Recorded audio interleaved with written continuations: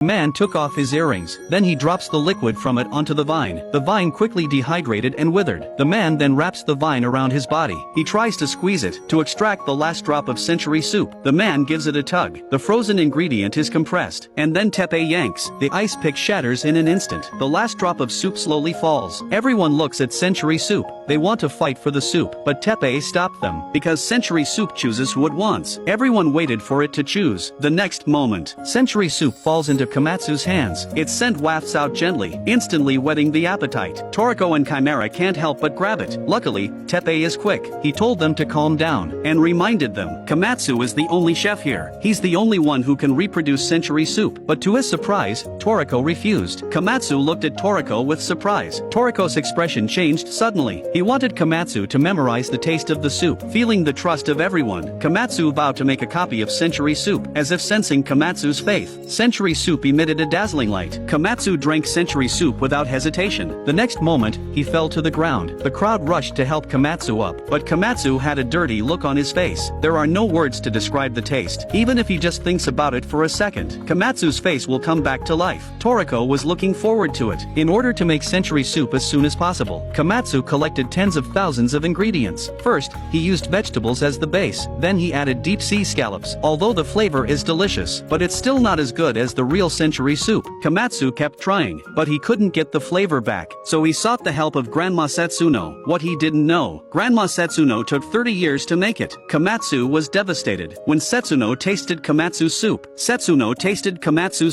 she didn't praise him too much. She told Komatsu, he's just missing the last step. Komatsu was inspired. Back in the kitchen, he followed Setsuno's instructions and listened. He took each step with care. After 2 hours of simmering, Komatsu creates a bowl of soup. He can't wait to take a sip. A strong feeling of happiness washed over him. Komatsu was overwhelmed with joy. He feels that something is missing from the century soup. Komatsu ponders what the last ingredient is. Suddenly, a little penguin appeared at the door. Komatsu thought the penguin was hungry, so he puts the soup in front of him. The little penguin's mouth watered at the sight of the soup. The moment his saliva dripped into the soup, something magical happened. Century soup was born. Komatsu took a spoon and tasted it. The moment the soup was in his mouth, the look on the monkey's face reappeared. The little penguin's saliva was the last ingredient.